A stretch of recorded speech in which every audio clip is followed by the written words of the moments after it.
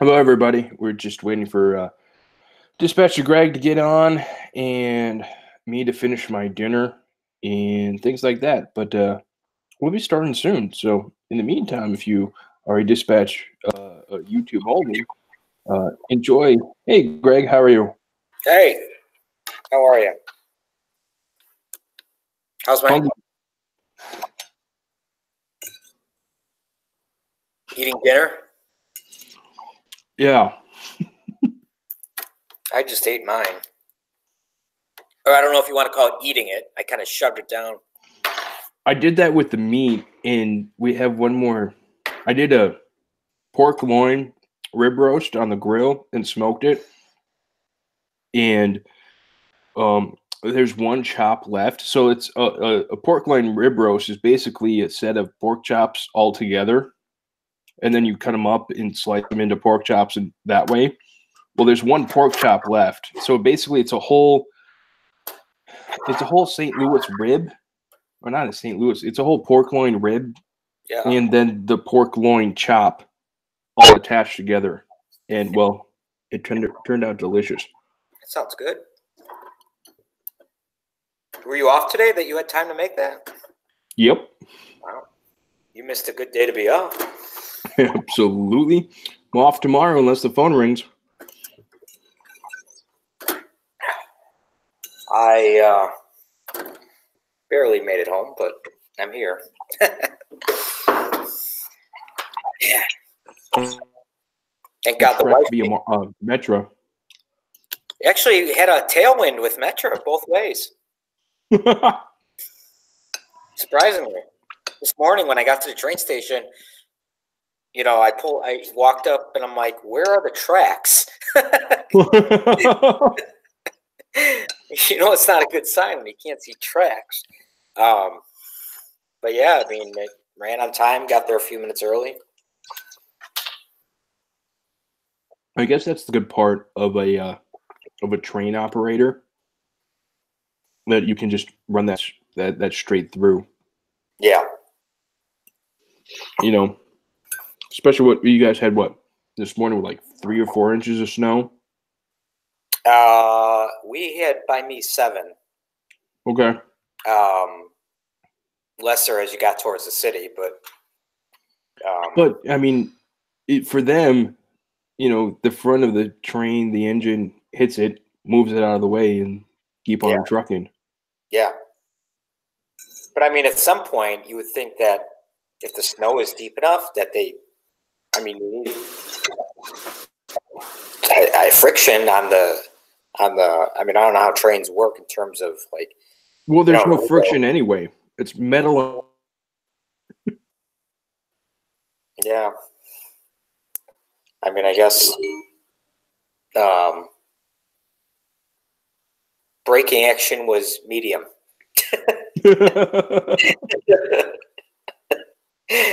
Oh, actually, when I was driving to work or driving to the train station, I would say braking action was poor to nil. Nil. That's surprising. I mean, it's like 4 inches of snow. One would think that Chicago could have the shit together, honestly, or just have the roads cleared still. But you know what? It was coming down so heavy and so fast. It just, But it was a dry snow, wasn't it? Because it's freaking cold. Well, no. I mean, it was more of a wetter. I mean, it started out as a drier snow, but then it started getting warmer out, and it started just coming down. And then eventually changed to freezing rain. I was like that as a kid growing up, where you had 6 inches of snow, and it ended as freezing rain. So you got that nice cap of ice on top of the snow. Yeah. I just remember as a little kid running on top of the snow. I was light enough to do so.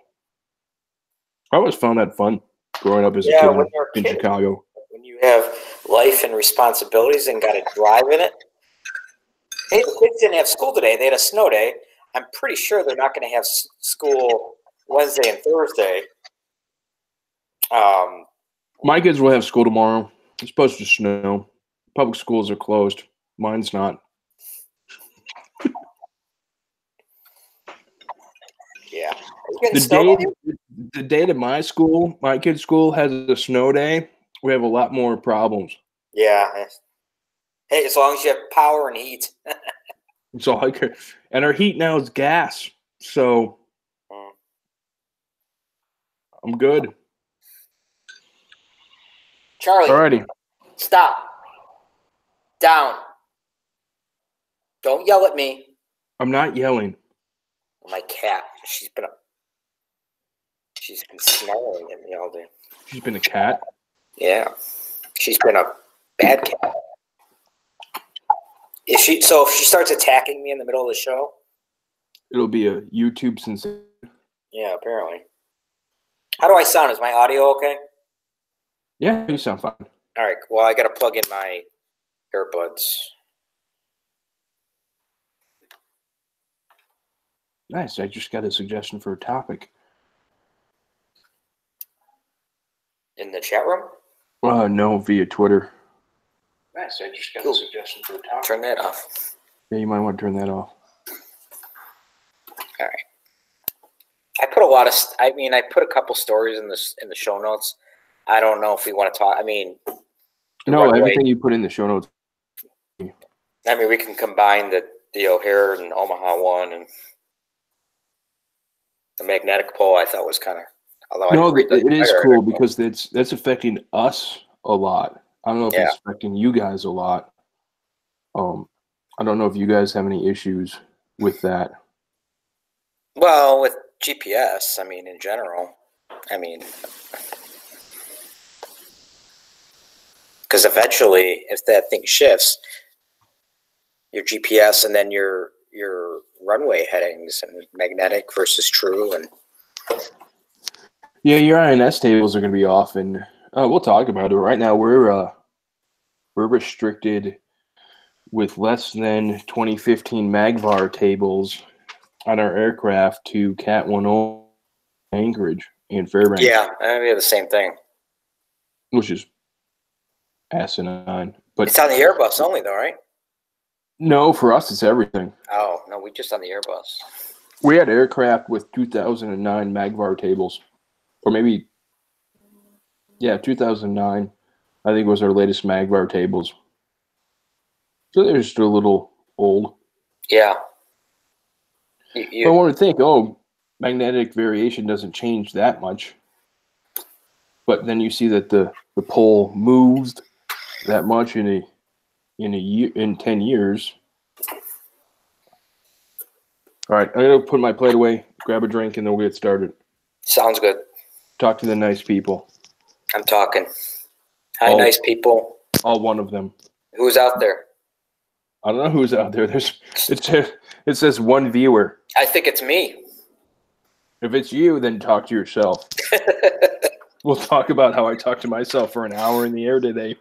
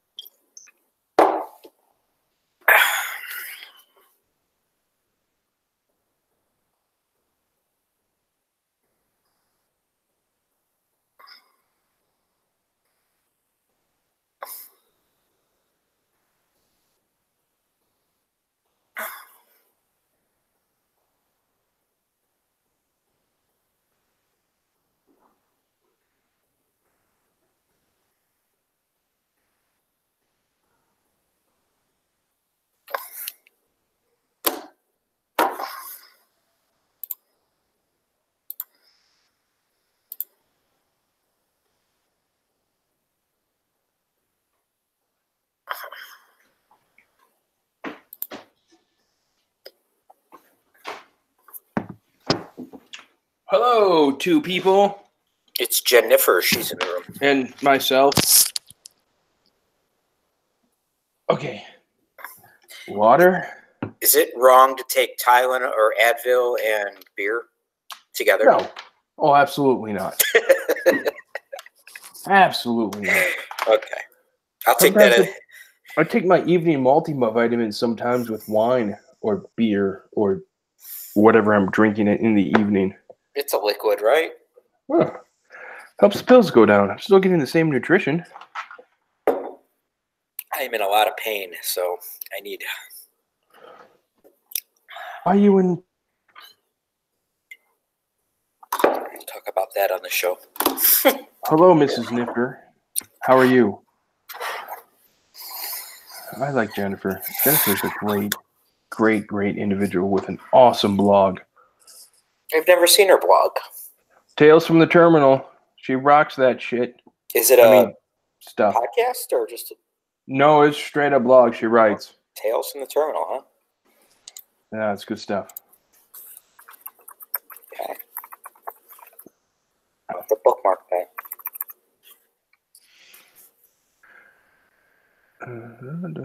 Do it. U-E-T. I'm going to code this delay to catering. Sounds like a good delay code to me. Yeah, catering always screws everything up. It's got to be catering's fault. 13-minute catering delay. Yeah. CC. That's our delay code for it, CC. Ours is like an 11C because we go station and catering. Oh. That'd be a fun topic to talk about, delay codes. Oh, yeah.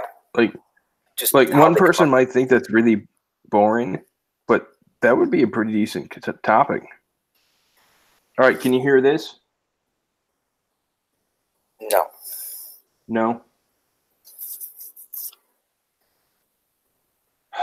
Okay. Just 1 second.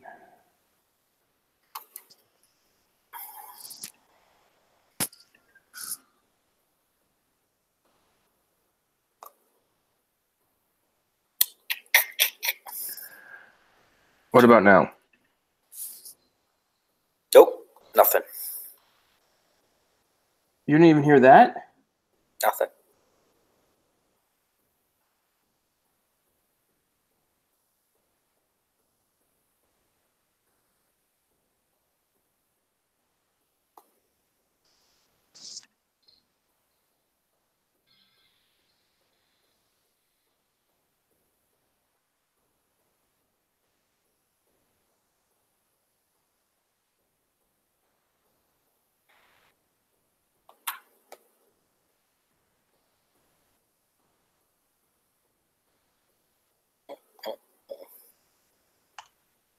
All right, one more try. Negative. All right, well, we don't have any audio feedback, so we'll just have to... Everyone in YouTube land will have to go audio-less while I try to figure this crap out. You can edit it in, right? Or well, it's playing on my end, so it's there.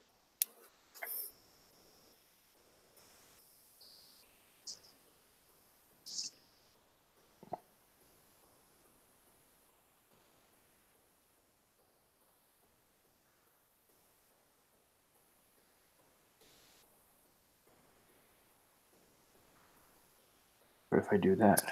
One last try. Nope.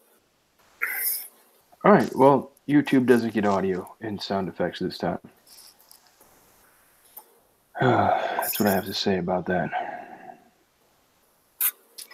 Alrighty, let's get this shindig on the road. Let's do it. Where's my show notes? Safari. I don't need anything from you. Episode 46. Got it over here.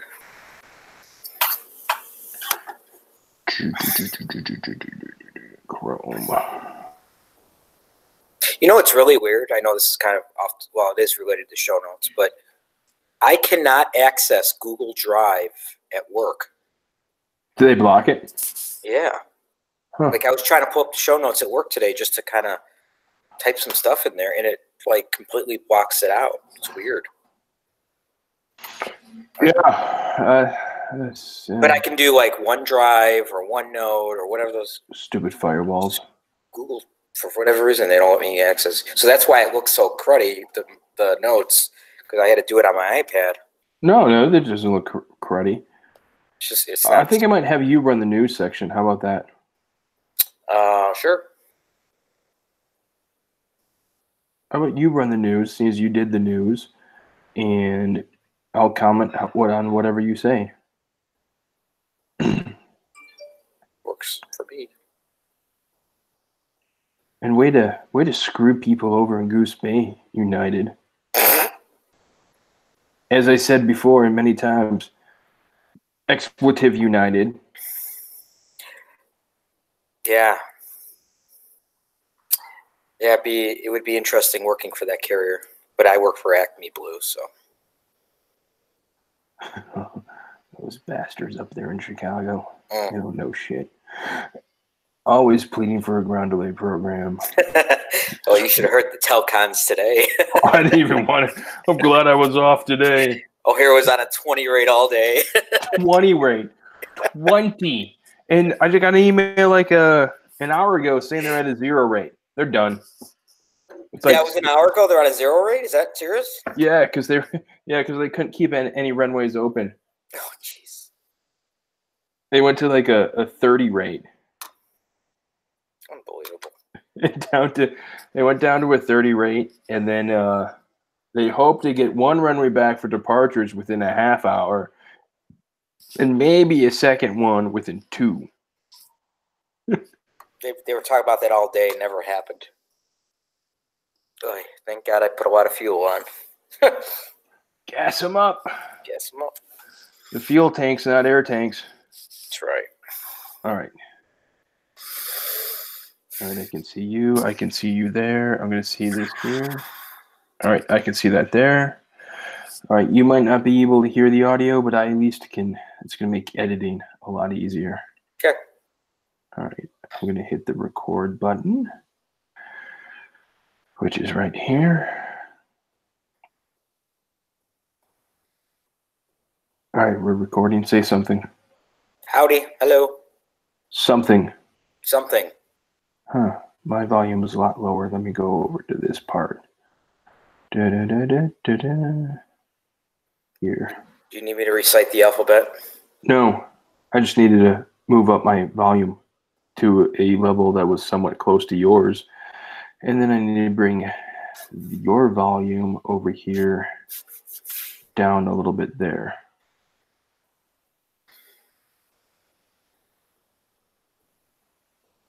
All right, say something. Something.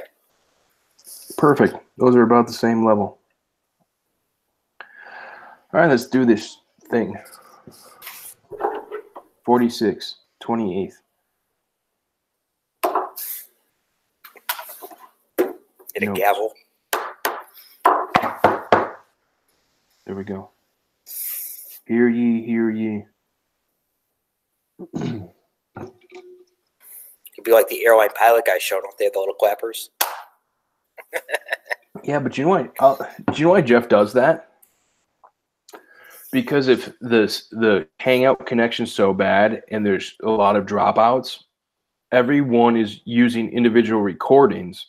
So he uses the clappers to sync everyone's audio at the beginning. It's absolutely ingenious and brilliant. Oh wow! But we're a third-rate show, and that's obviously a top-tier show. Yeah, that's right.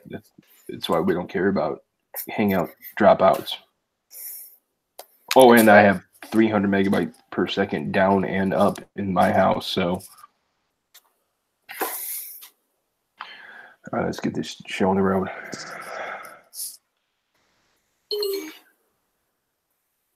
What was that?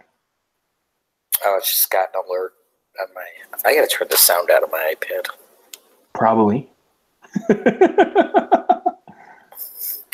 I get alerts whenever my wife drives and goes to certain places. It'll tell me she's there. So that's what I was doing. Flying Life Podcast, episode 46, recorded January 28th, 2018.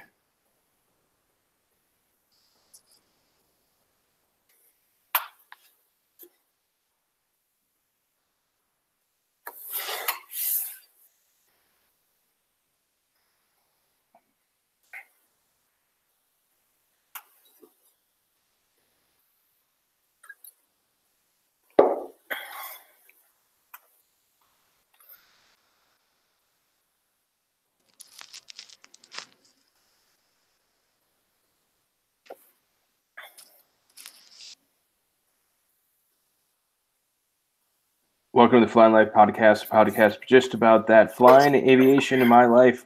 I'm Dispatcher Mike, a dispatcher for a major airline based here in the United States. Joining me in this episode is Dispatcher Greg, another dispatcher for a different major airline, also based here in the United States of America. Greg, how have you been? Look, we've got 2 shows together, like in a concise amount of time. I know. This is great. Now we just need to make sure we keep doing that. You know, we get one more, and I think we call it a winning streak. That's right. Let's keep it going. So, what's been going on with you since we last talked? Well, I've been working a lot. It's been very cold here in Chicago and snowy. The S word again. Yeah, so that's led to me being at work more than I particularly desire to be there. Spending some times in our fabulous city of Chicago overnight in hotels because, well, trains don't run on the weekends and snow has been terrible. So when you get off your shift on the weekend and all of that, does Acme Blue pay for your hotel room to be downtown? Yes. Good for them. Yes. You have to push for it a little bit, but considering I live 53 miles from the building, hey, it's either I either get a hotel or I'm not gonna be able to show up the next morning if I can't get out of my driveway. So yeah, I would say probably out of the past 2 weeks, 3 or 4 nights I've spent at a hotel downtown. So nice hotel, Crown Plaza. Mag Mile? No. It's an okay. It's a Club Quarters hotel. If you've ever heard of them, it's a brand that's out nationwide, but it's not 5-star, but it's okay.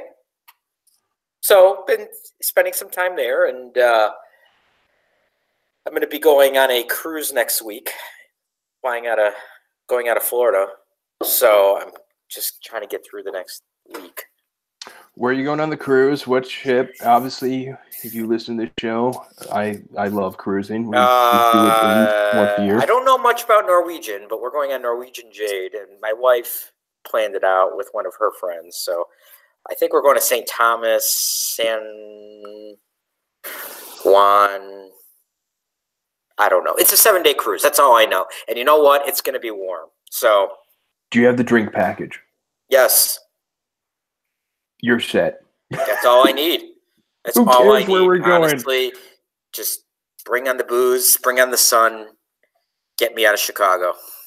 So, are you saying that we're not recording a podcast together next week? Probably not. So, you know what? That might break our streak. Copy going solo next week because Dispatcher Greg is in the sun. I will be back on the 12th, I think, is when I'm back. So. Oh, sweet. So we might be able to. Time, then. We can squeeze one in there before the 15th. Right. So I'm off of work for a week and a half, like 12 days. So nice. So yeah, we'll figure it out. But yeah, I'm looking forward to that. And the other thing is I'm still recovering from my injury back in November. My arm is killing me, shoulder. So going through physical therapy, and that's going twice a week. And it's been pretty painful, but eventually it'll get there. Hopefully you're making your wife shovel the snow. No, we have someone come and shovel. Good. I don't do the manual labor. Manual labor. Pasha. All right. How about you? How have you been? So for the last week and a half, I worked, getting used to this whole reserve relief thing.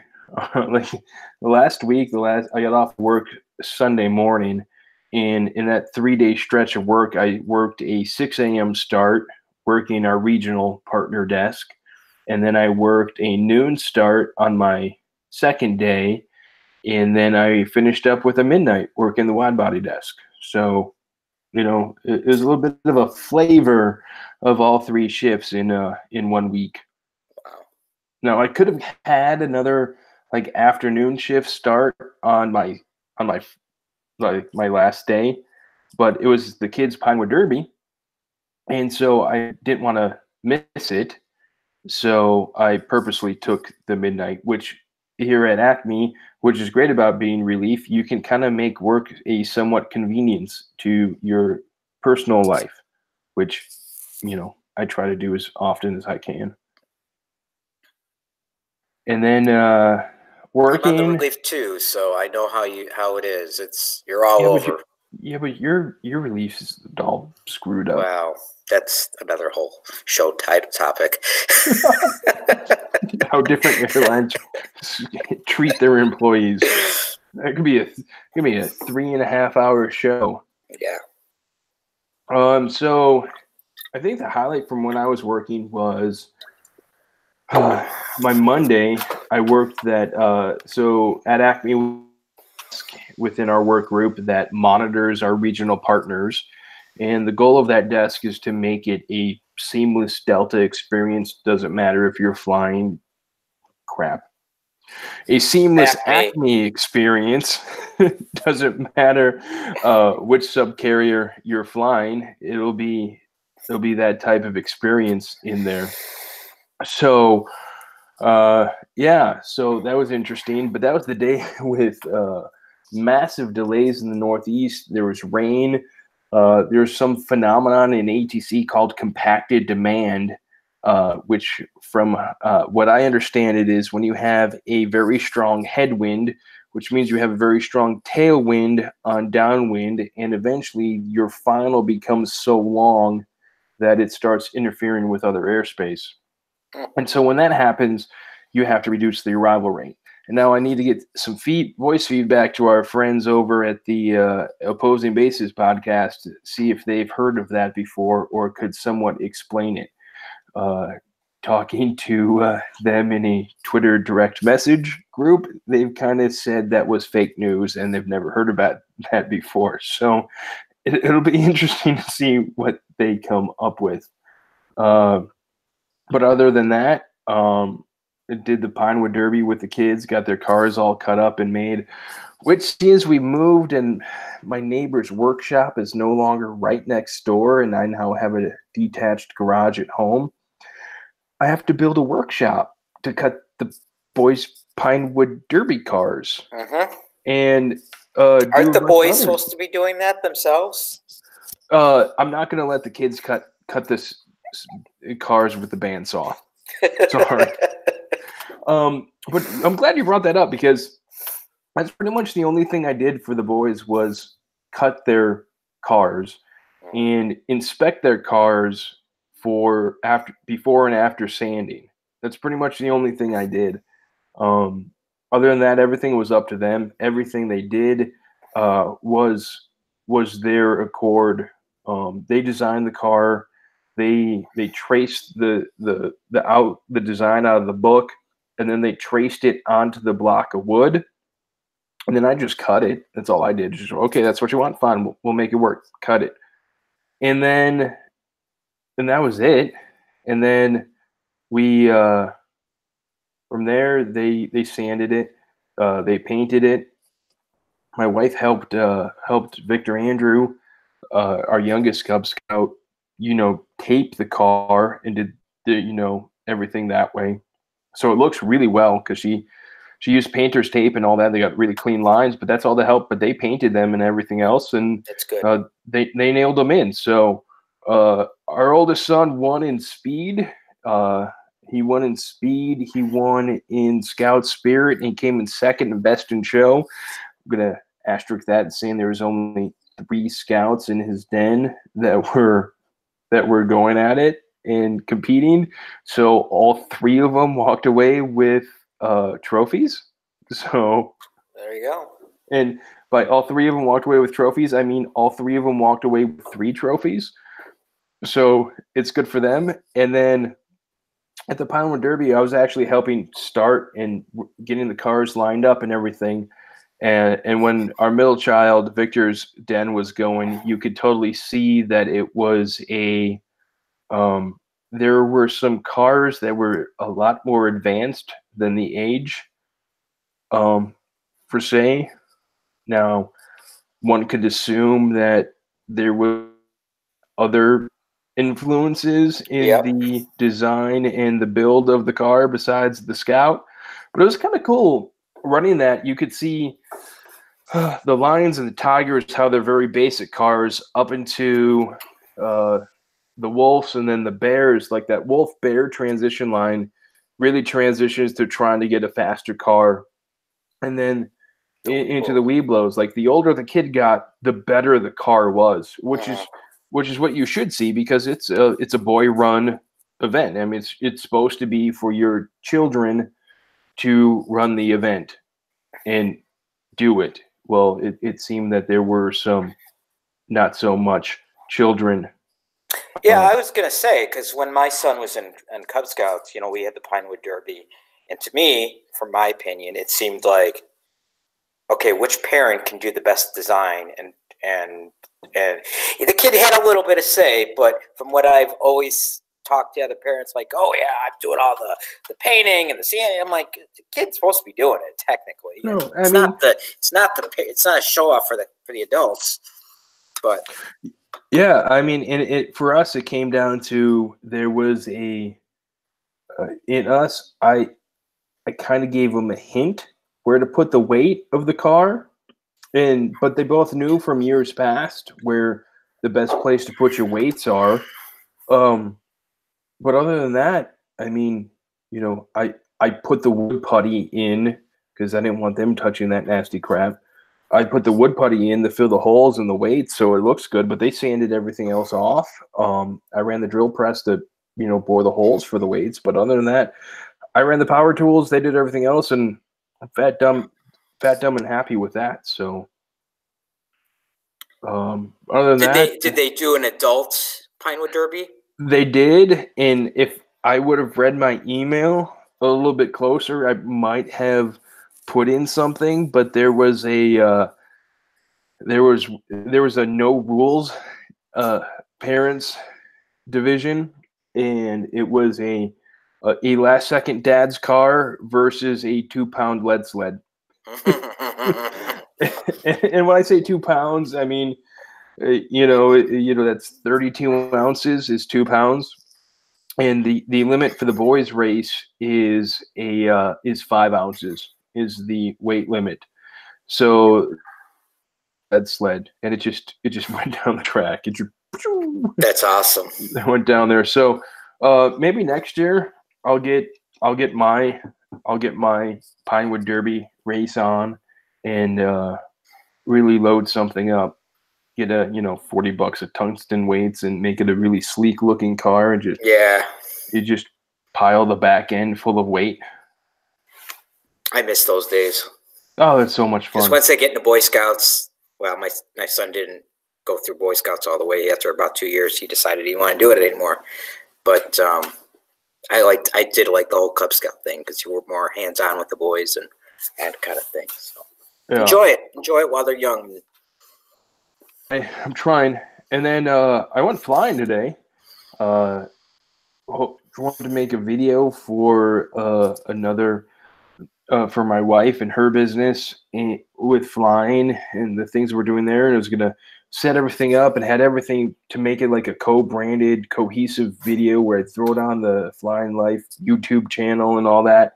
Had the GoPro out on the wing. It was talking and recording the whole way through. I mean, I had all this stuff set up, and I had a camera. I brought there's a new law in Georgia where you can't touch your cell phone while you're driving.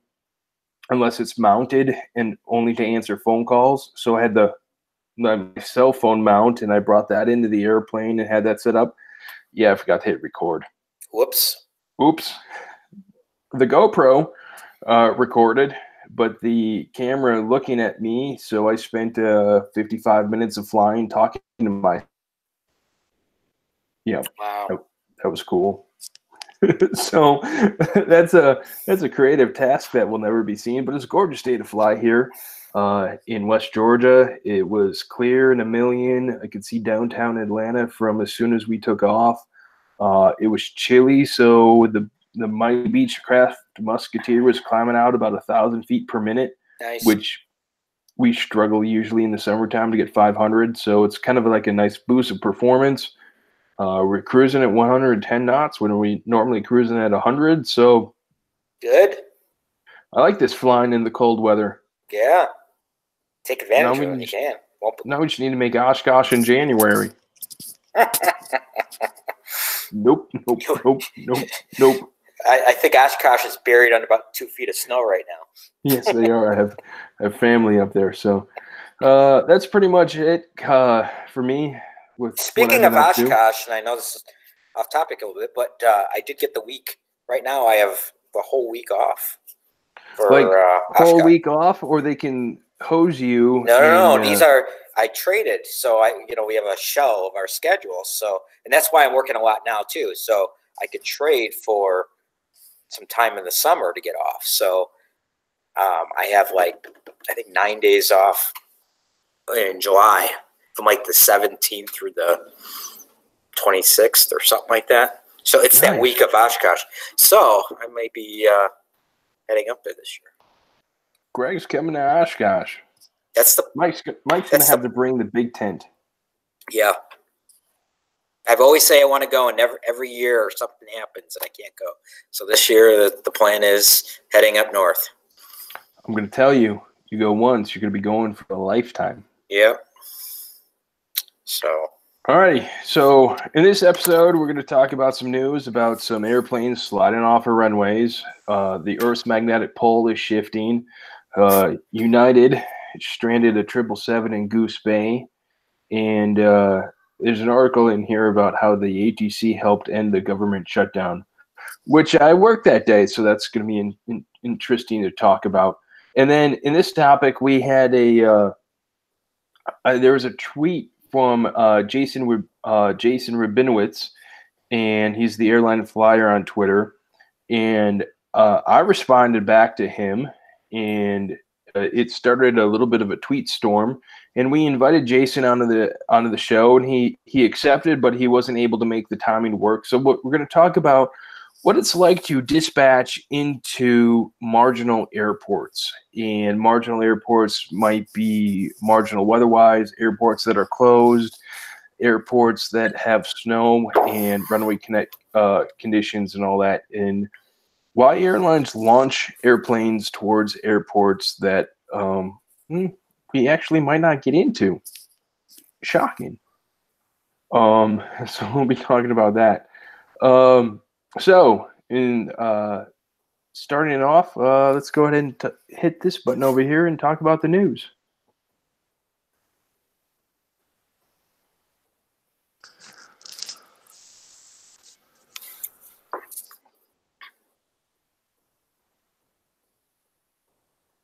All right, Greg, you found all the news stories for this week, so why don't you take over, and I'll be the co-pilot in this part. All right, sounds good. So the first story, it's actually kind of combined here. So Southwest Airlines had an incident where they slid off the runway in Omaha, and this is off the hang on a second. This is off the Aviation Herald. So Southwest Airlines, which was the 737-800, looks like this happened on January 18th from Las Vegas to Omaha. Was coming into Omaha, runway 14 right, but overran the end of the runway and veered right off the paved surface, coming to a stop 50 meters past the end of the runway. Looks like the METARs at the time of the arrival The winds were out of the northeast at 0509, gusting up to 18. So if they were landing on 14, that would have been a little bit of a crosswind there. Mile and a half of ceilings and freezing drizzle. Anytime you see freezing drizzle in a METAR, it's usually not a good sign, or the freezing rain. So they slid off the runway, and no injuries or anything like that. They were able to tow the aircraft back and all that kind of stuff. The important note on this also is the previous airport or airplane 2 to 3 minutes prior reported braking action was good. So the other one, same theme here, United Airlines 737-900 on January 19th, was the day after. It was flight United 656 Phoenix to O'Hare with 129 people. Runway 4 right, overran the end of the runway. Again, the METAR at the time was 040 at 29 knots, so a straight headwind. Some light snow and blowing snow. And yeah, so this was a case where the snow was the culprit. And the FICON at the time was 10% 1/8 inch dry, 30% 1/8 dry. So not a terrible FICON. It doesn't say in the article what the braking action was, or if there was, or the CAM number 555 or whatever. What are those called? The RCAM numbers. The new RCAM. The new RCAM. Yes.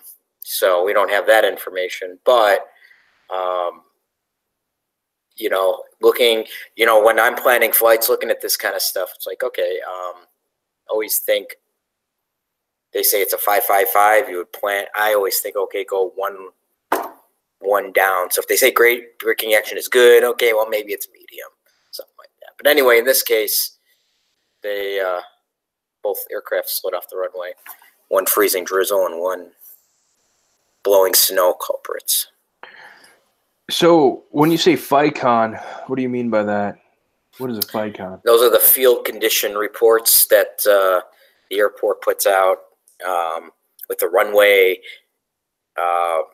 condition in terms of, and they break it down between the touchdown zone, the middle, and the end runway. So, and they'll assign a number to it. Like 5 is good braking action. 4 is, I think 4 and 5 are both good. 3 is medium. And once you start getting in the 1 and the 2s, then you start getting poor or nil braking action. And it'll also say what kind of contamination is on the runway in terms of, you know, snow cover, 1/8 inch, dry snow, wet snow, or if there's ice on the runway. Those are usually, and those are updated every few hours or if something changes. Or for some airports, like at Acme, we have some airports that we call special winter ops airports, where you need a one of those field condition reports within the last hour of before you touch down. Now that United flight is interesting, that they were landing runway 4 right. That's not a very normal configuration for Chicago O'Hare. That runway 4 right, 22 left, or as far as I know it, runway 22 left, it's mainly a departure runway. Yep. You know, that's the winds were pretty right down the pipe. I mean, yeah. That's what happens when you take an airport and modernize it and have just east-west runways. Yeah. Said that 14, 15 years ago when they came up with that idea. That was a stupid idea to make O'Hare just east-west runways. Yeah, we used to have, before the north runway, this was before I was dispatching, so I'm not quite sure what it was, but I think it was 3.6. Wasn't there a 3.6? Yeah, but 3.6 was a little runway. But you used to have, the 9.27s, then you had the 3.2s, and then, I remember when I was commuting up to Minneapolis when I was working up there, push out of the gate from O'Hare, from our gates, and you'd be 3-2 left at Tango 10 out of there, and your taxi was like 3.5 minutes out of Chicago. It was just out, gone, boom. Yeah. 3-2 left, and now 3-2 left is now a taxiway, which is a shame. Yeah, I mean, now your taxi times at O'Hare are 20, 25 minutes on a good day. Yeah, 3-2 left now is taxiway Sierra. Oh. Interesting. Yeah, both of those 3-2s are gone. So now Chicago O'Hare is a east-west operation with 2-7 right, 2-7 left, 2-8 right, center, and left. And then you have the token 4 left and 4 right with the 2-2 with the 2-2s the opposite way. But they've basically made the airport itself into a east-west operation. They're just trying to copy Hartsfield Jackson. Yeah. And then, you get problems with Midway because, Midway is just down the street from O'Hare. And, if the winds are out of a certain direction, that it messes up the Midway configuration. Yeah, the Midway configuration impacts the Chicago O'Hare configuration. Yeah. So when you get gusty winds, it really screws things up. Absolutely. So those were the two runway slides, I guess, if you want to call it. And just looking at it, one more thing real quick, that both of those aircraft and both those incidents, both of those runways did not have an EMAS attached to them at the end. There's no EMASs. They literally just went off into the mud. Yep. EMAS, important stuff. Yeah, I would think a major airport would have that. I think it's getting to the point where almost every runway needs to have, especially with commercial traffic and commercial jet traffic into it, needs to have an EMAS at the end of every runway, because you never know what the situation is going to be or anything like that. You should have an EMAS, a way to safely stop the aircraft at the end of the runway. Now, granted, these aircraft stopped, no one was hurt, no issues, but you've seen it before, and just this last summer, there was that Falcon overrun in Greensboro downtown, where there wasn't an EMAS on that side of the runway, but there was on the other side of the runway, and everyone on the airplane died. So yeah, it's getting to the point where these EMAS structures, these engineered material arresting systems, need to be in effect, in this humble man's opinion. No, I agree with you. Well, maybe the future will have that. All right, what's next? Next, this is an article from nature.com. And the title of the article is Earth's Magnetic Field is Acting Up, and Geologists Don't Know Why. I'll just read the first paragraph here. Something is strange is going on at the top of the world. Earth's north magnetic pole has been skittering away from Canada and towards Siberia, driven by liquid iron sloshing within the planet's core. So you're thinking, what the heck does this have to do with aviation? A lot. Yeah. Well, and just in general, with anyone who uses their little cell phone for a GPS or a compass, the magnetic pole facing north is shifting. So that affects aviation with our GPSs, our true versus, when you're talking directions with runway headings and magnetic variations. Certain airports are very sensitive to magnetic variations. I think you said, Mike, at your airline, there's tables that certain airports you have to update so often. Yeah, so in my airline, each aircraft has a table that the INSs in the aircraft, INS is the inertial navigation systems, the little ring gyros that's in the airplane, and the FMS is all referenced, and that's the MAGVAR table, the magnetic variation table. And at my airline, this here has become a major cause of concern and something that has caused my company to try to hurry up and update is that these MAGVAR tables were out of date. And currently, if we don't have any updated MAGVAR tables, currently, as this article states, that was the but they geologists now are thinking they have to go ahead and hurry up and update to a 20 like a 2019 table or even a 2020 table, where these tables get produced and they give you the exact variation, but then it's a forecast going forward. And the forecast has been so wrong within the last decade that these older tables are no longer valid. And because of that, at Acme, we are limited to a Cat 1 only into some of the Alaskan airports like Anchorage and Fairbanks and all that, because the MAGVAR tables haven't been updated. And for the last 12 months, I've said, well, this MAGVAR table is a bunch of not logical or expletive deleted.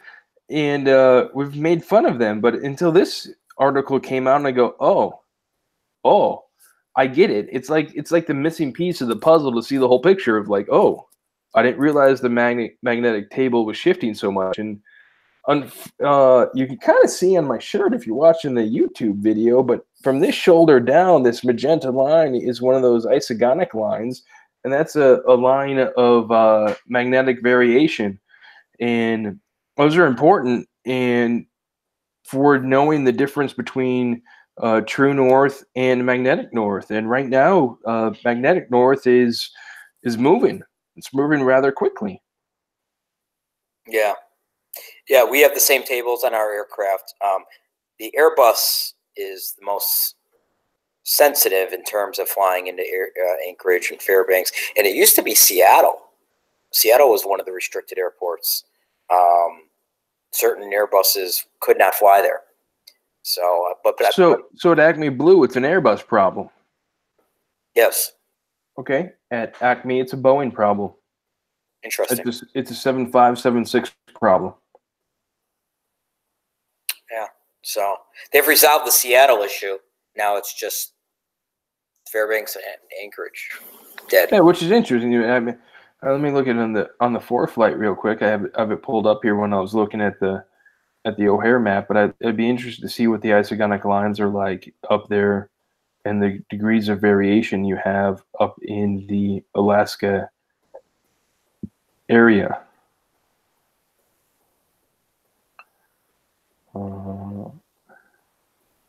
Scrolling, thinking. Poor MacBook Pro's trying to do a lot right now. Making it do too much. The poor MacBook Pro is like the whole hub of this whole podcast. This YouTube recording and sound recording. It's, you know, the MacBook's taking one for the team on this one.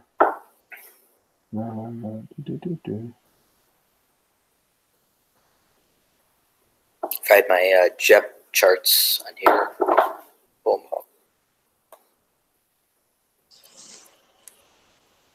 So this is not exactly over Anchorage, but this is over, I mean, they're 20 degrees off center in Alaska off of true north. The 20 degrees east for the isogonic lines. So you can see why, and you move over a little bit more proper, it's 18 degrees east through almost the middle of Anchorage of why that magnetic variation is 18 degrees off of true north, and why that's a problem up there. So I never realized that. That's I always grew up, 18 and 17 degrees east for the variation, according to the sectional.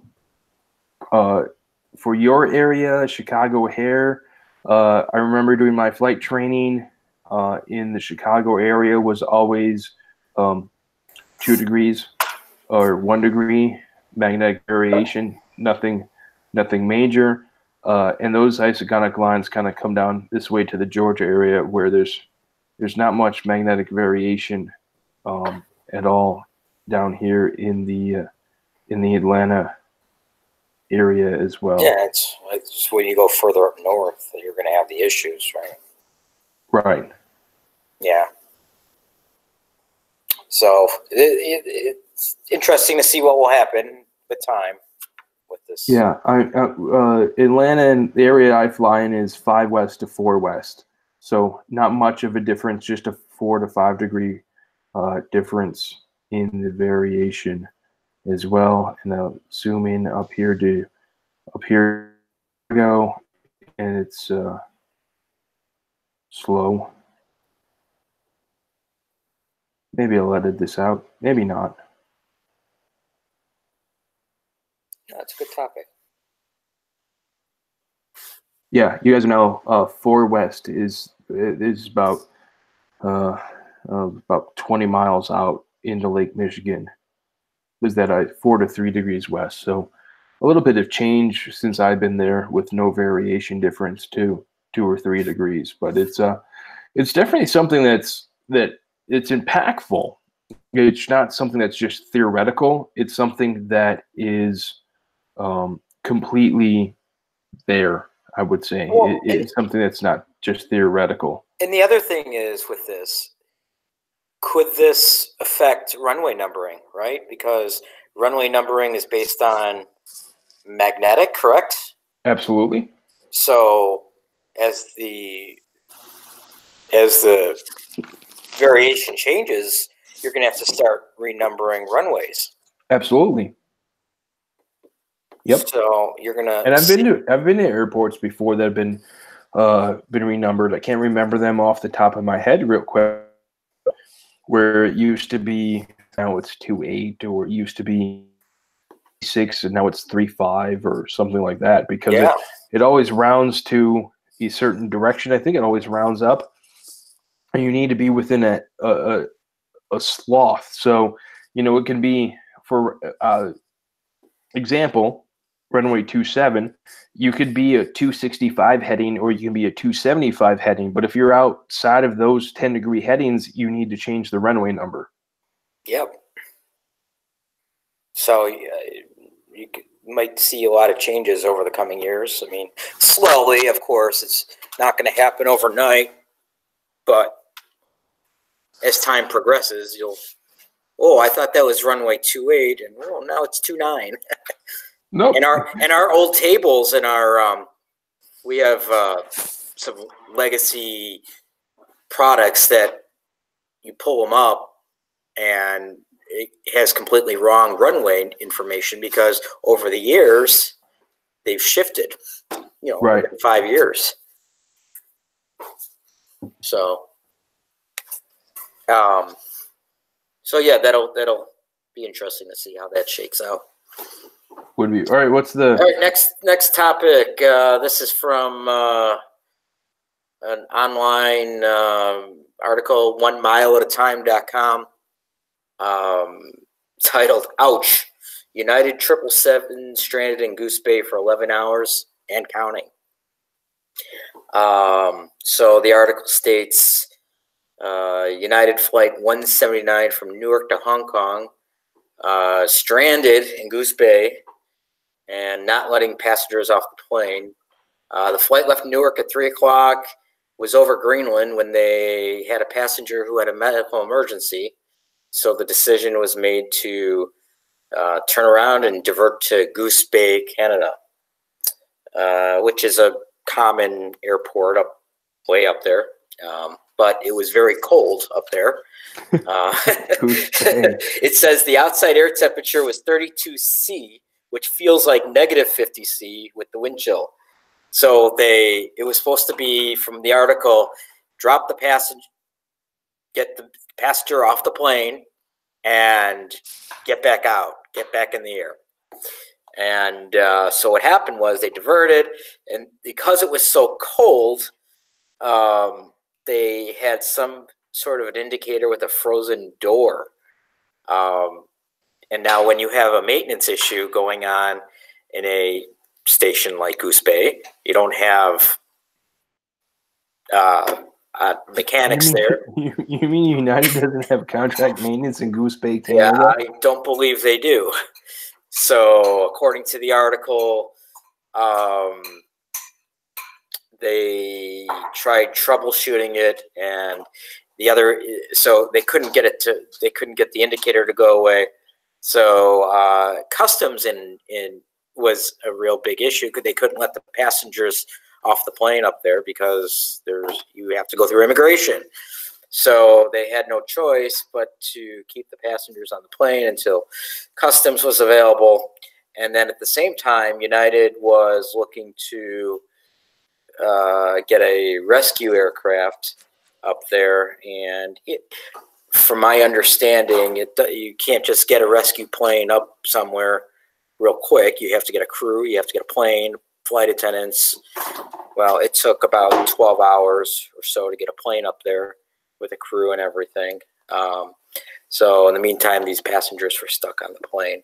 Made some big headlines, as I'm sure everyone's aware.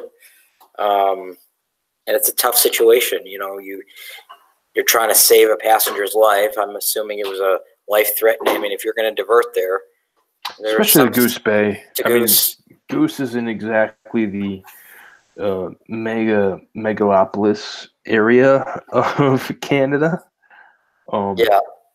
I don't know about Acme Blue, but at Acme we have a medical diversion that we can consult with, and they have a table of where we could place people into. So, like, say we're having a cardiac event, we could divert someplace like Frobisher Bay or Goose, and that hospital isn't equipped for that problem, and we would actually fly further on to get the passenger to a better medical facility opposed to just landing at the nearest suitable airport.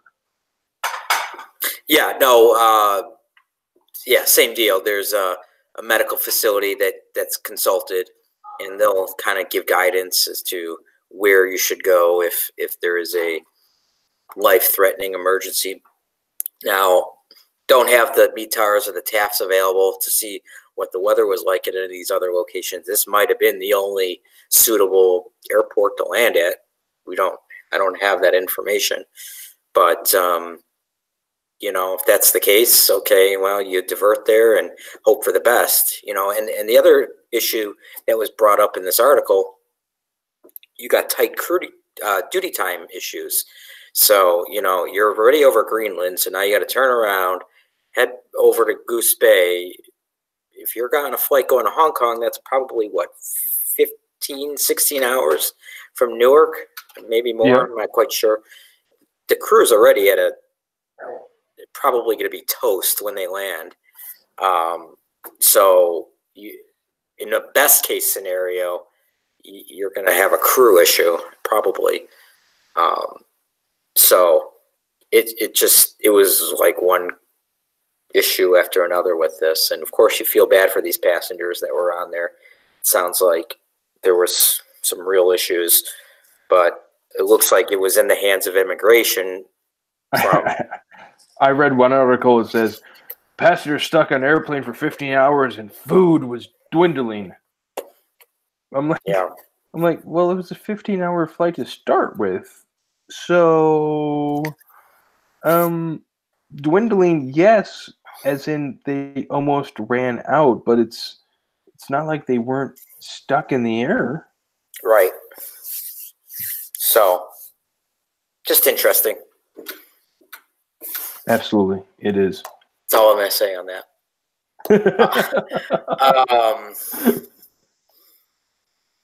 Next article, and I was not there that day. I think you said you were there at work.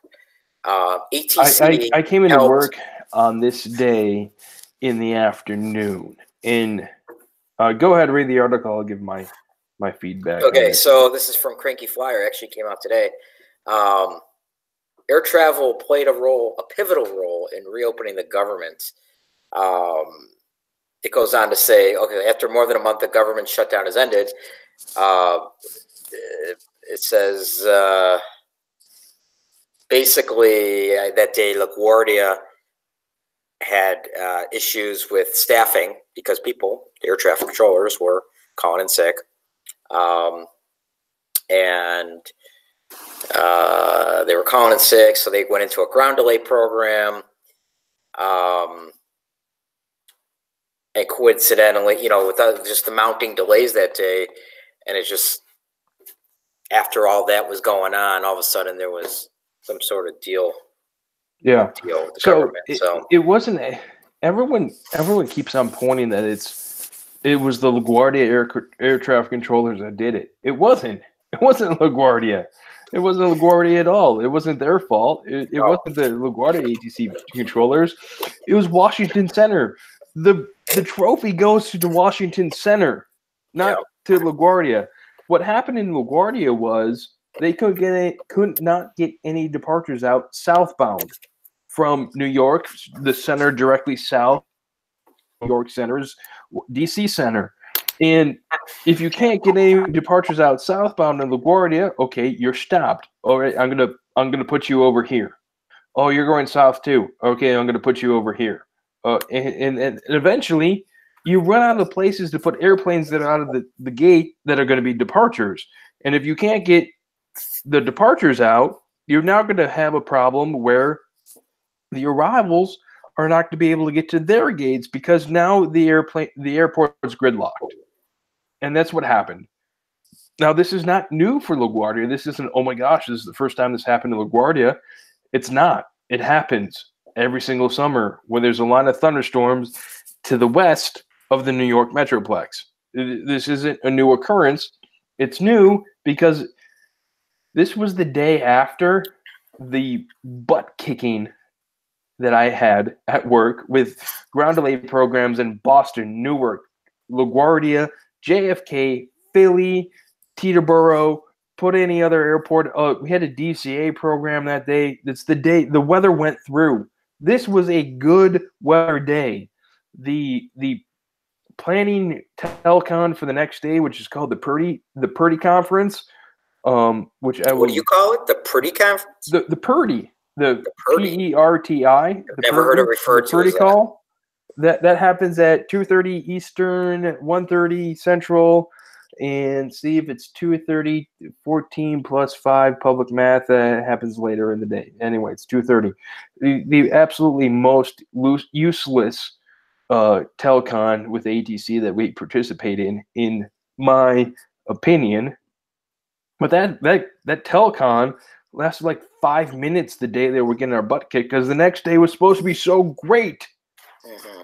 And then I saw a tweet from one of the aviation and transportation people for CBS News that said it was 6 controllers at Washington Center that caused the whole problem.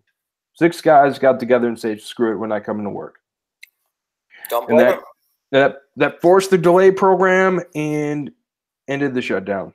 Yeah. Which I would agree with the Cranky Flyer on this one that that day and controllers not showing up to work did contribute to the end of the shutdown. Hopefully, we will not have to deal with this again. Not going into politics, but it's only open for 3 weeks, and hopefully we get some sort of funding again or long-term funding for the government here in the United States. Well, TSA was getting to the point too. I mean, I know Atlanta had issues with hours of people waiting in line to get through TSA. O'Hare was having issues. And those are just 2 of them of all the airports. So yeah, Atlanta had a couple of days with mass sick outs, and our friends over at Opposing Bases, I'll mention them again. Great podcast.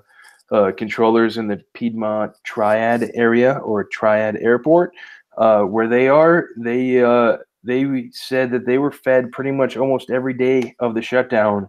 And one day when they were working, they had I think 15 or 16 people on duty, That day they had 11 pizzas delivered to their facility. So it was almost a pizza per person, but they were very thankful for that because it was one less thing that they had to think about. Yeah.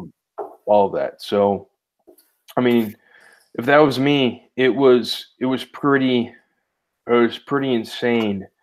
I know I could not handle not getting a paycheck right No, I now mean, I put in my myself in current. their shoes, and what do you do? Do you go to work? It's just, it's a bad situation, but I'm glad it's resolved for now. So that's all I have for the news. So I just got a personal from a friend about the podcast. And anyway, you completely distracted me. So that's going to wrap up the news. Let's go ahead and talk about the topic, whatever we're supposed to talk about. Talking about dispatching flights to Marginal Airport. So let's go ahead and I'm going to hit this button right here.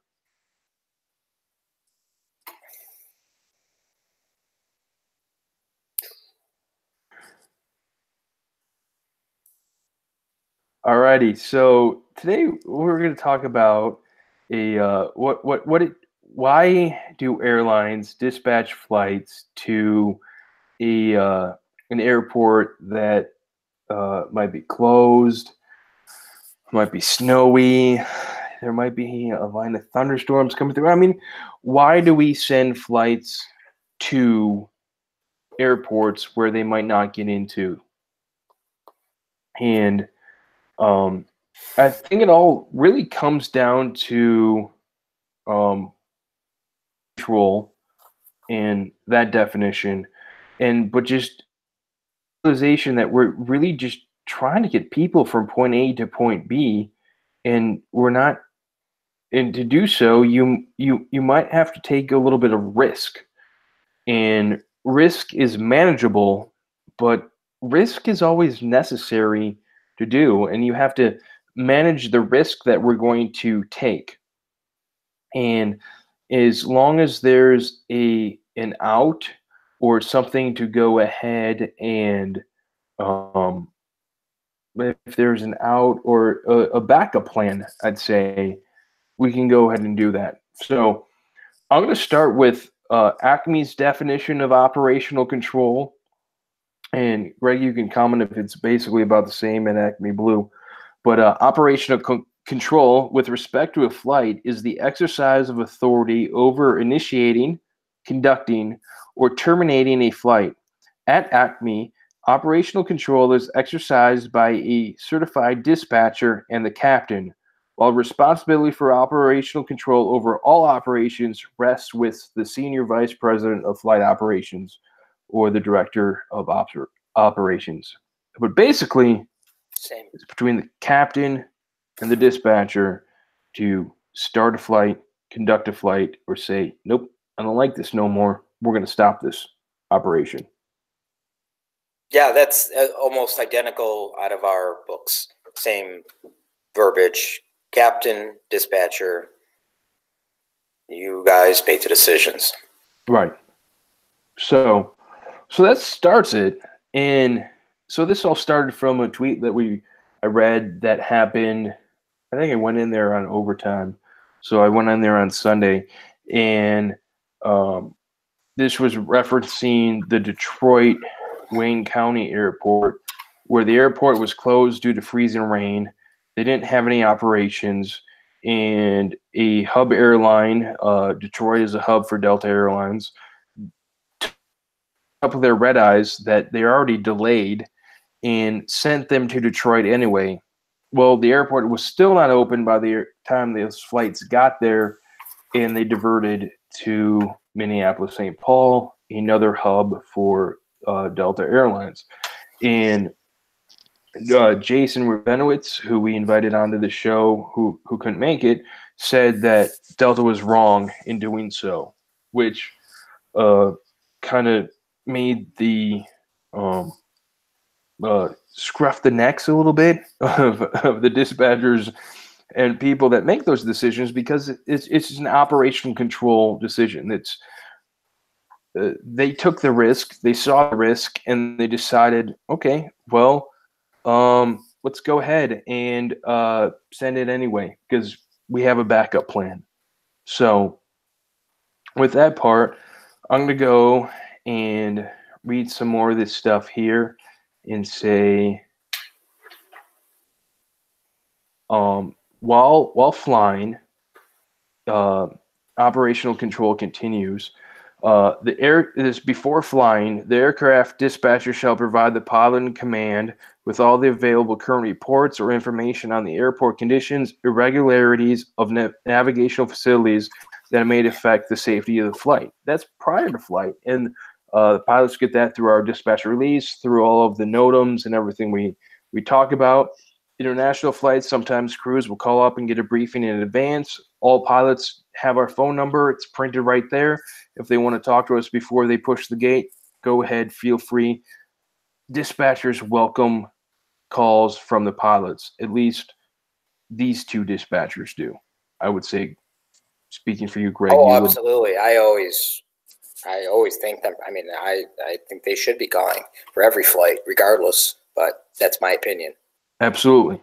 Now we don't leave it there. Flight leaves the gate, wipe our hands of it, we're done. Nope, that's not the case. As dispatchers, that's not done. We're not done with the flight until they are safely in the gate wherever they're going. And personally, it's the destination, because if the flight diverts somewhere, we're not going to leave them alone and say, oh, no, you're in the gate, I don't care about you anymore. It's whenever you get into your intended destination is when we stop thinking about you as a flight, because you're there. That flight's there already. So during a flight, the aircraft dispatcher shall provide the pilot in command any additional available information of meteorological conditions, that'd be adverse weather phenomena such as clear winds, thunderstorms, wind shear, rain, snow, anything like that, and irregularities of facilities and services, aka the airport's still closed, Captain. Keep on trucking. We'll make a decision by this time. That may affect the safety of flight.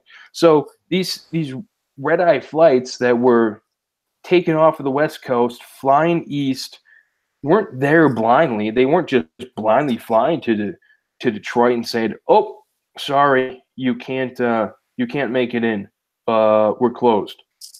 I can almost guarantee there was conversation as they were getting closer, and then the dispatcher and the pilots made a plan via the ACARs, via radio, or any other communications to say, nope, if we make it here and they're still not open and the time rolls some more, we're going to divert to here. And so, Greg, why did they divert to Minneapolis? That seems really far away from Detroit. That's their Acme's hub, I would assume. It is. It's another Delta hub for them. If the airport's closed, well, that might have been the next closest legal or suitable alternate. But what else do you get at hubs? Well, you have all your maintenance and other airplanes. I mean, you have your crews, airplanes, facilities, right? I mean, it's right. So you're able to recrew the flight. So these are red-eye flights. There's not a lot of crew duty left. So these are red-eye flights. They're the backside of the clock flying. They have the lowest amount of crew duty hours that are possible. So why? Absolutely, you can get new pilots. You can get new flight attendants. You can get the people eventually to where they're going. It's another hub. Many people might not be going to Detroit. They might be connecting somewhere else. So you can now connect them to a different flight and move those people to where they want to go. Right. I mean, they might not. From a customer service standpoint, that's your best option. Absolutely. Right? Because you have the tools and the crews necessary to help them out right there. So I would 100% support that. Right. So as a dispatcher, in order to release a flight to somewhere, that airport we're releasing to has to be open number one. We can't send an airplane to a knowingly closed airport. And secondly, we have to know that that airport has minimums and is within limited minimums to land there, correct? Correct. So I know what it's like at Acme Blue, but at Acme, we cannot send an airplane to an airport that is below forecast landing minimums in the main body. Correct. Now we do have an exemption that says that if it's conditional language, that would be a tempo or a prob in the TAF that says if it's below, if the main body of the forecast says we're good to go, but that conditional language says we're not good to go, then we can go ahead and send the flight there as long as we have 2 alternates listed. That's correct. And I believe that's 3585. Exemption 3585.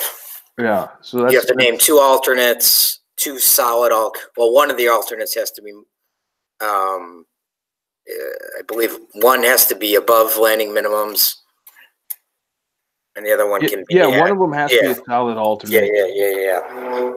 Yeah. One of them has to be a solid alternate with, solid minimums. And the first alternate could be a marginal alternate where it doesn't quite have alternate minimums as well. Correct. I believe that's how it goes. Yes. So you can do that. And then, so your airport still has to be above minimums. Now, at Acme, if you have a flag operation, or anything that goes over water, and this comes into a lot with our Seattle anchorages or anything West Coast, mainly to Anchorage, where Anchorage in the main body has like a quarter mile, and that's below published landing minimums. We can still dispatch there as long as the aircraft goes over water first, and over water meaning 15 nautical miles away from land. So as long as the aircraft's going over water first, we can still dispatch to that airport as long as the has alternate minimums.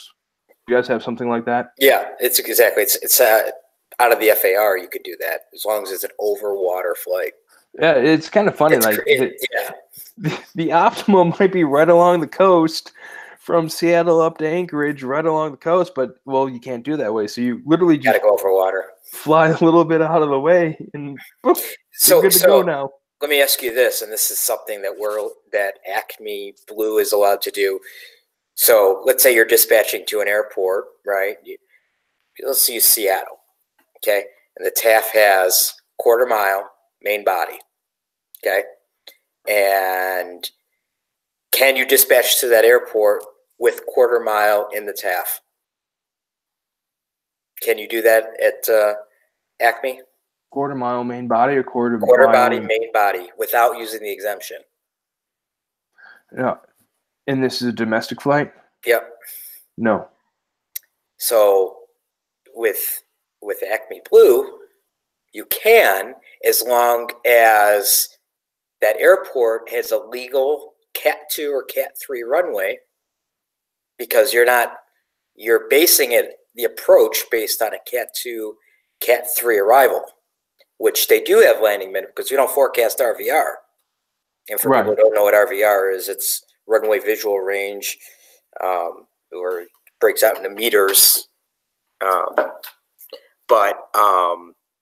So as long as you have a Cat 2, Cat 3 runway, the aircraft and the crew are certified as Cat 2, Cat 3, you could dispatch it without using the exemption, which is interesting. But that is very interesting. Because technically they have a legal approach. Well, I've always said, and I've said this when the fuel prices were high and all that, and we had flights coming from overseas, South America and Africa coming into Atlanta, and those flights are coming in, and it's a 800-foot ceiling, and I have to carry an alternate for it. But the flight coming from Jacksonville, Florida, doesn't need an alternate. or like it's a 1,200-foot ceiling, and they don't need an alternate because of an exemption. And like we're a Cat 3 airplane going into a Cat 3 airport with 3 Cat 3 runways. Really? We need to carry an alt. We're going to land there. Right. So yeah, so that's an interesting way to avoid using the exemption. We also used to be able to do back in the day, and I don't know what if with the EWIN certification, you were able to write a TAF. We do that. So, dispatchers don't have that authority. We have to go through our meteorology department, which is always fun because we go always over there and say, "Hey, this is what I need. Do you think you can make it happen?" And they go, sure, maybe. And honestly, our meteorologists say, "Yeah, no, that's not going to happen. It's going to be a quarter mile. I put a half mile main body in a quarter mile. If you go to think it out, you're not going tonight." But that's why we have them. That's why we pay them. That's why we have a meteorology department.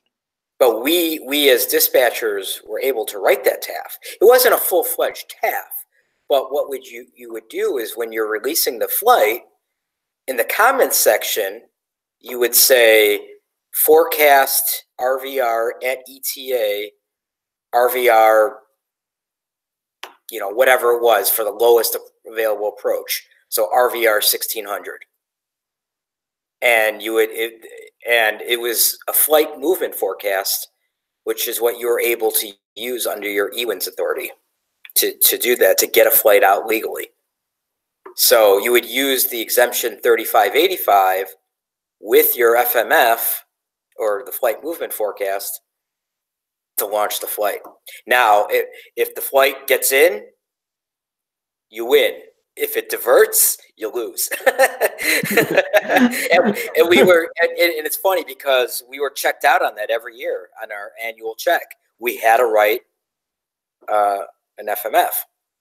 Yeah, I think that went away at Acme when we merged together with Acme Compass. That all went to the meteorologists, and our meteorologists. I mean, I always joke and say they go and cook a forecast. Yeah. ETOPS alternates, landing destinations, all that. They go and they give their best educated guess for us to go and give it a shot.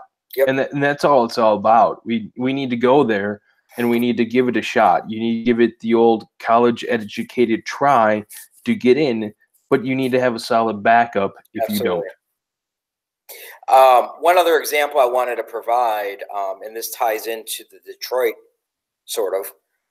So some of these ski mountain airports that we fly into, like you got the Eagles, the Jackson Holes, any of those high altitude ski locations. A lot of times you're dispatching into these airports where it's snowing 90% of the time. You got blowing snow, winds, all that kind of stuff. And it's a marginal forecast. And it's a questionable, okay, are we going to get in or are we going to wind up having to divert somewhere? So in our minds, we're always, okay, you're putting on a solid alternate and in contact with that crew religiously when you're going into those airports. We're sending them the FICONs, we're sending them the updated TAFs, and this just happened last week. Jackson Hole, we were diverting planes all over the place. Why? Because the FICONs were terrible, braking action terrible. From a forecast perspective, we were legal. They had the required minimums. They had the required winds. Everything was fine. So, okay, we dispatched the flight. Everything's kosher. But you bet I'm talking to the captain before he leaves. Okay, this is our plan. You're going. But as you get closer to, let's say, Denver, which is our Acme Blues hub, right? As you get out there, you're okay. Here's the current FICON. Here's the current weather. It's either a go or no-go decision at some point. And at some point, it's still marginal. Okay, still proceed to Jackson Hole. and do a wait and see. You've got enough gas where you can hold for 20 minutes or 30 minutes. So if we don't think you're going to get in, okay, you still have the fuel to get to your alternate and get in. So most of the time they get in, even though it's questionable. But you're still giving them the information that they need and having a solid backup plan. Yeah, there's speaking of backup plans and hard airports to get into, one of our regional subcarriers flies into Sun City, Idaho, KSUN, and their minimums are very high, and they do what I like to call, when they do it, the Twin Falls Shuffle. And if the weather is forecast to be below minimums, they will just operate the flight to Twin Falls and bus the passengers to Sun City. And then in the morning, the passengers show up in Sun City, they bus them down to Twin Falls, and the flight operates out of Twin Falls back to there. Wow. And it's something that they have a procedure in place through airport customer service, the dispatchers, all that is in place where they take the crews back and forth. And KSUN is the Friedman Memorial Airport up there in Idaho. But basically, it's a ski destination. Yeah. And if it's snowing and they don't have the minimums to get in, they divert. I mean, that's it. And even still, if they don't get in, they divert to Twin Falls, and boom, the buses are set up to move people to and from to where they need to go. And that's why we like to call it the Twin Cities, the Twin Falls Shuffle. Yeah, those E-mountain airports, they're tricky, and you get any type of cloud layer or snow. Well, it's because they're surrounded by cumulogranite. Yeah. I mean, seriously, those things never move out of the way. No, they're always there. So back to your point, yeah, we do these. We take risks all the time when we're dispatching to these airports, but the important thing is, do we have a plan? We're not just sending them there blindly and saying, here you go. You're giving them options. You're giving them the fuel. You're constantly communicating with them. And that's the role of the dispatcher, is to make sure that we are running a safe airline and that we are in contact with our crews. Yes, absolutely. And, I've seen it more that I've been a dispatcher, and it's been evolving through my 12 years of experience now working for a major airline, that it goes from just whatever we need to do to make it legal to whatever we need to do to protect the customers. Yep. And we're becoming more of a customer-focused airline opposed to an operational airline. I mean, I remember back in the day, we divert somewhere. Oh, we can't get in. Flight's canceled. We just dumped 120 people in somewhere they don't want to go and say, sorry. Right. We don't do that much anymore. So, yeah, that's the. Do you guys ever at Acme? Do you use exemption 8653? No, I'm not aware of an 8653. What is that? 8653 allows you to dispatch to an airport without an alternate if it meets the 113, 112. Oh, we do. We call it something else. Let me go to my message here. We call it like 10 something. Where do we call it? We call it 10332. But basically the same thing. You can no alternate. We do it the 113 or the 112. Yep. Is it used a lot? I used it a lot when I was dispatching. I'm not sure about the average of it, but I'd use it all the time because I got a Cat 3 airplane going to a Cat 3 airport with a 1,200-foot ceiling. Right. See ya. Yeah. I mean, There are some caveats with it. You have to have a reliable flight planning system, reliable flight tracking system. And, there's times where, okay, you launch a flight using the 112, 113, and oops, our flight planning system goes down, or oops, we can't track a flight. And guess what? Now you need to throw an alternate on. The second one is the one that usually kills us the most on using it, is if there is some sort of maintenance with our flight track, our graphical flight tracking, graphical flight following program. If that's down, then you can't use the exemption. But other than that, just bomb it away. Use the exemption.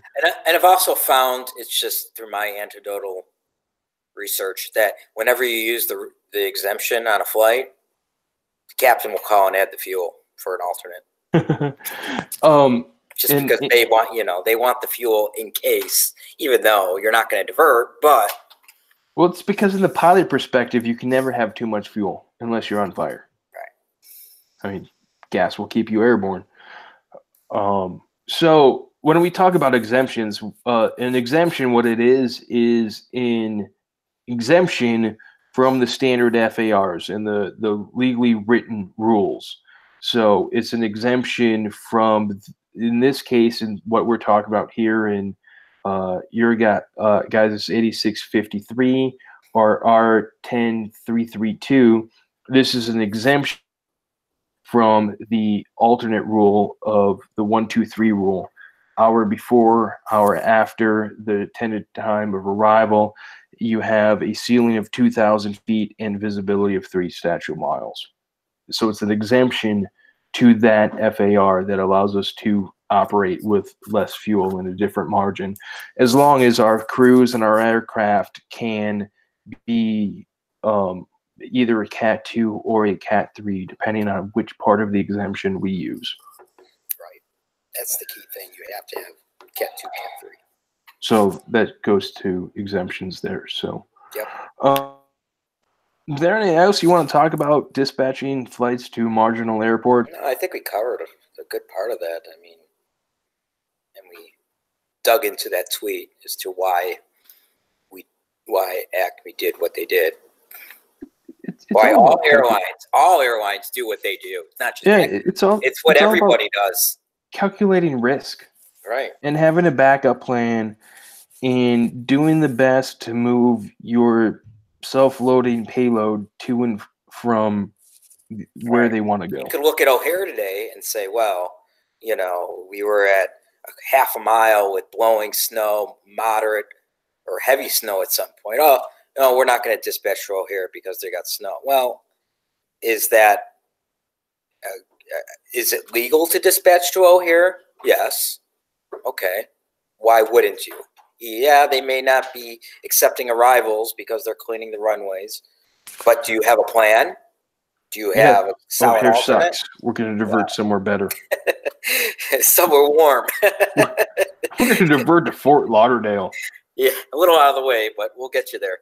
So, yeah, I mean, totally, we're keeping it safe, but also providing the customer service to the passengers and getting them where they have to go. So, I think we beat that to the horse. Absolutely. So, I think that's good. We've been going for a while now. I have to scroll so much to see how far along we've been going. Going for like an hour and 20-ish minutes, maybe a little less. A little bit long. We're building our time there. We're getting close to the Airline Pilot Guy show. We're about halfway there. So Patreon, we have a new Patreon contributor. Ben Davis went in and said he'd like to give some money tip jar to go ahead and help offset the costs of the podcast. So we thank Ben. Thanks, Ben. Go ahead and go out to Patreon, look up the show. Literally, we're not looking to get rich off of the podcast or make any money. It's really just to try to offset the costs of the podcast, the media survey, the web hosting, buying Greg an ATR microphone, and maybe hopefully trying to get it to work eventually. Yeah, I have one, just doesn't work. You can find show notes for this episode, facebook.com/2019/46. You can follow me on Twitter at Flying in Life. Facebook.com/Flying in Life. And then you can also find us on Instagram on Flying Life. Pretty much anywhere you find Flying Life, we'll be there. Greg, what about you? I'm on Facebook, Twitter, email, Facebook, Greg Dubin, Twitter, WXFan1978, or, those are probably the best ways to get a hold of me. Or email, contact at Flying at Life. Yeah, we maybe should build you an email, greg@flyinglife.com. Yeah. You should think about that. Anyway, if you have any questions or comments or hate mail, you can send those to contact@flyinglife.com. Hate mail you can send to trashcan@flyinglife.com. Just a little joke there. Opening and closing music is from bensound.com. Bumper music is from purpleplanet.com. You can find us on Stitcher Radio, Google Play, anywhere pretty much you can find podcasts is where we'll be. So if you have any questions about any topics or anything else that we do as professionals in airline, feel free to send us anything that you got. But that's it. Greg, you got anything else? No, everyone stay warm if you're anywhere north. Oh no, you don't have to be north. It's supposed to snow tomorrow, and public schools are closed here in Atlanta. So, okay. Well, regardless, stay warm and safe. Sucks for my kids. It sucks for my kids. I mean, they have to commute so far to their classroom. Yeah. They have to come downstairs in their pajamas and go to school. So school's not so much close for them. But honestly, hopefully the weather's not too bad tomorrow. I was planning on taking the kids to the Super Bowl experience tomorrow. Oh, that's right. You guys have the Super Bowl. Because we have the Super Bowl here in Atlanta, and I think that might try to connect some dots for them for the Super Bowl this year. So hopefully we'll be able to get that out. But if we do, you'll hear about it next time. Awesome. So until next time, see you later, everybody. I'm going to hit this button right about there.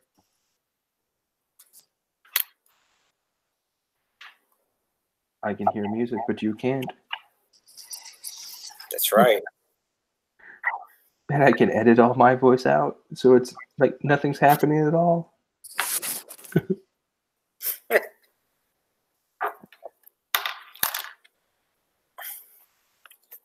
I think I need some more whiskey sour. My milkshake now that my wife got me. What kind of milkshake? I don't know. What kind of milkshake is this? Chocolate covered strawberry. From where? Steak and Shake. Oh. You have Steak and Shake out there? We have Steak and Shake here, yes. Oh, okay. I didn't know. You're down south. Who knows what you guys got? We've got the Steak and Shake. You guys finally got the Chick-fil-A. We got the Chick-fil-A. Thing that I'm missing. See, like, it was a milkshake. You're like, ooh, a milkshake. Like, if I saw one thing about a milkshake from the Chicago area, it'd be the chocolate cake shake from Portillo's. Oh, yeah. Oh, absolutely. Yeah. See, we have Portillo's. You don't. Ha-ha. Brother, I fly there, pick up my Portillo's, my Giordano's, and I come back home where it's warm. Your $200 milkshake? That the Portillo's or the Giordano's at O'Hare, the O'Hare location of Giordano's is the best because I can come there and I will get because they'll do the par baked pizzas. I'll order par baked pizzas. My parents will pick me up at the airport, take me to the Giordano's. We'll have lunch together. I'll pick up my par baked pizzas and fly home with them and put them in the freezer. That's perfect. Absolutely. Great parties, great Super Bowl parties and things like that. Yeah. All right, brother. I'm going to go. Right. I'm going to see what's going on in my house. I'll be out of town next week, but when I'm back, we'll be in touch. 12th? 11th, I'm back. Oh, good. Then I'm off for 2 days, so I don't go back to work till the 14th, right? I'm off that Monday, Tuesday. I thought you told me you had to be back on Tuesday. No, Wednesday, I think I go back. But yeah, so we'll have a couple days to play with before we have to pound out the February 15th podcast. Yeah. It's like the right before profit sharing day, right after profit sharing day I podcast. don't want to hear about your profit sharing. We get our profit sharing at the end of February, but oh yeah, all 50 cents. Yeah, pretty much. All right, brother. Talk to you later. All right, see ya. All right, man. Talk to you later. See ya. Bye.